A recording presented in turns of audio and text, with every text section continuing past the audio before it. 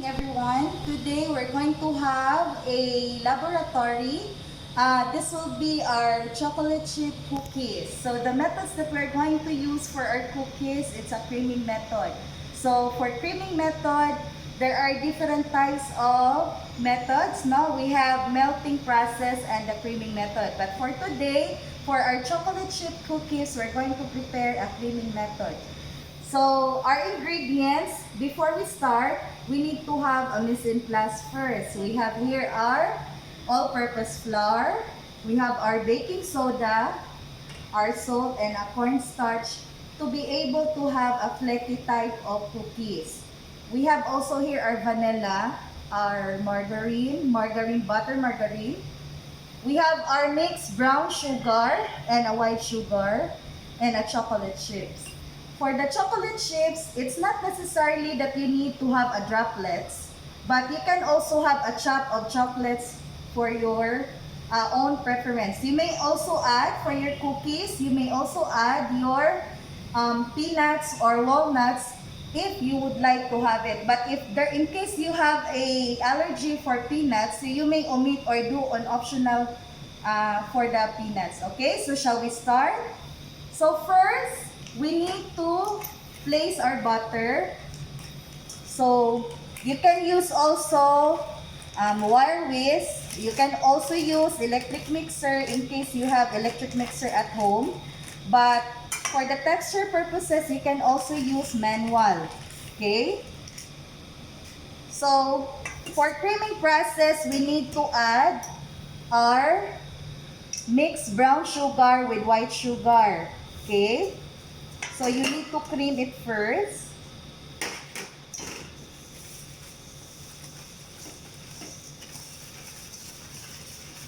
Okay, then we need to add our 2 eggs. For the creaming methods, you will be needing also 2 fresh eggs. Okay?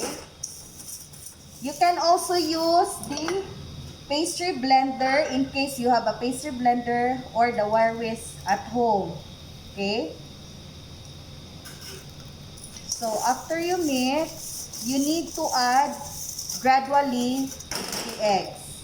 You need also a rubber scraper so it's easy for you to remove those ingredients stiff in your wire whisk. Okay. Next is we need to add our eggs gradually. So make sure the eggs are fresh if you're going to use.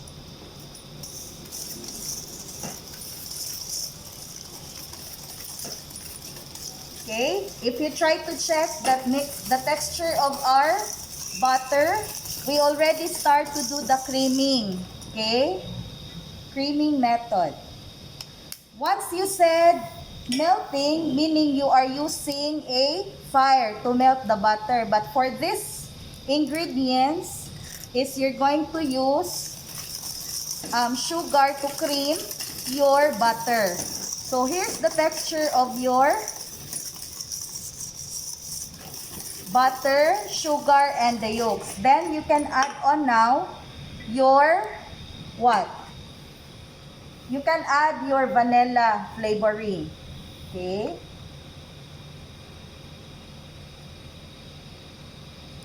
And our salt. Okay? The rest of the remaining ingredients, we have here the cornstarch and our baking soda used to lighten our cookies and to have a flaky texture. So we are going to use the baking soda and the cornstarch. So where do we need to put the cornstarch and the baking soda? It should be mixed with our flour. All the dry ingredients should be mixed thoroughly before we add it gradually here in our mixture. Okay.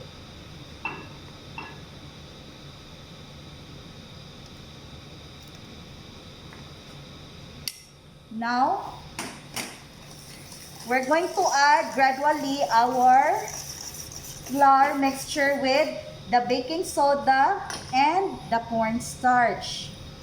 Okay. Why we are using all-purpose flour? All-purpose flour, it's a general flour, type of flour. Okay. So it's very easy to prepare a cookie. You can also modify this kind of cookie according to your flavor and the taste of the product that you are going to prepare. Okay.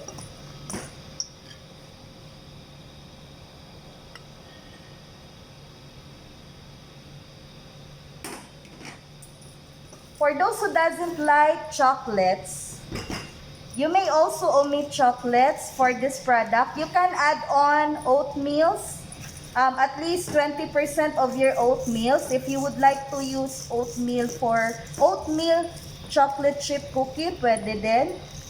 You can also have this kind of cookie, a butter cookie. Okay, so if you notice, the texture of our cookies starts already to combine. Okay.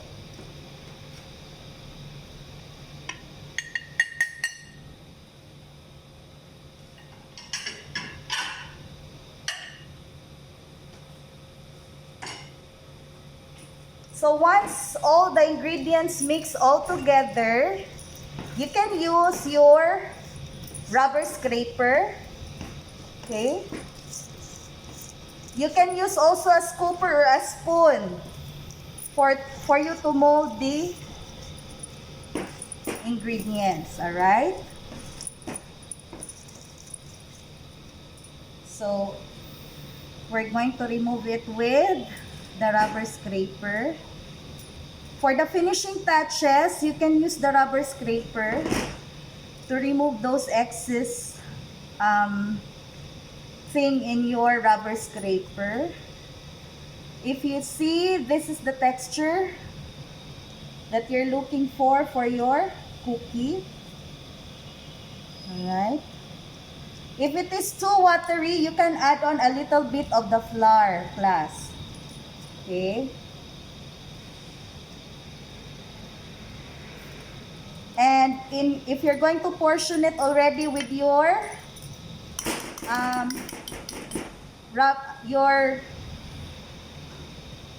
baking sheets, make sure it should be separated away. Separate a little bit because it would increase the volume of the chocolate chips that you're going to prepare. Okay, so now we're going to prepare our chocolate chips. In my part, if I have an allergy for the peanuts, I did not place any peanuts or walnuts on it. But if you would like to have, or your preference is to have a additional peanuts on it, it's alright. It depends on you on how much or how plenty of chips and peanuts you want to add for this recipe. Okay? So, we're going to place it in a molder. Okay?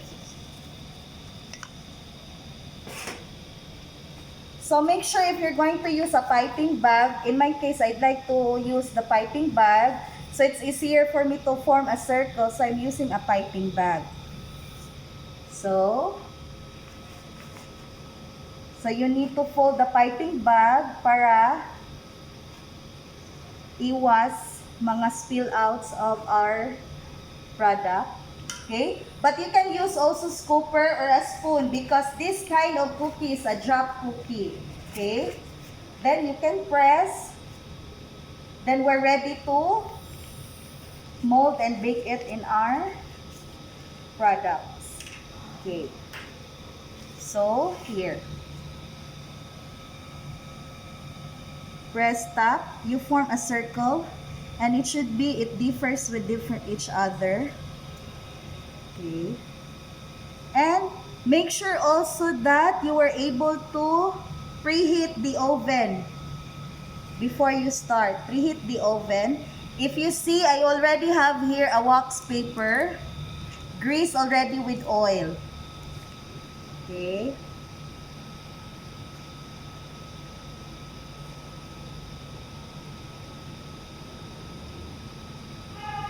Okay. So, just add on a little bit of our chocolates. If you want to add on more of your, to add beauty of your cookies. Okay. Oops.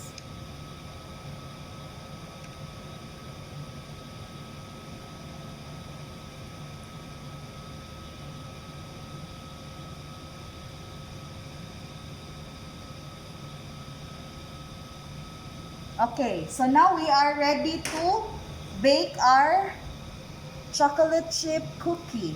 Okay, so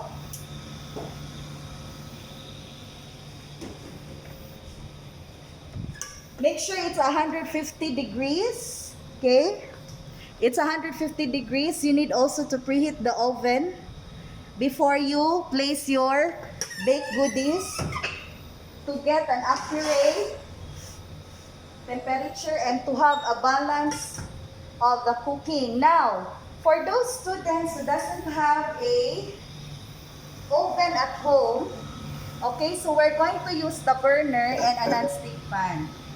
Okay, so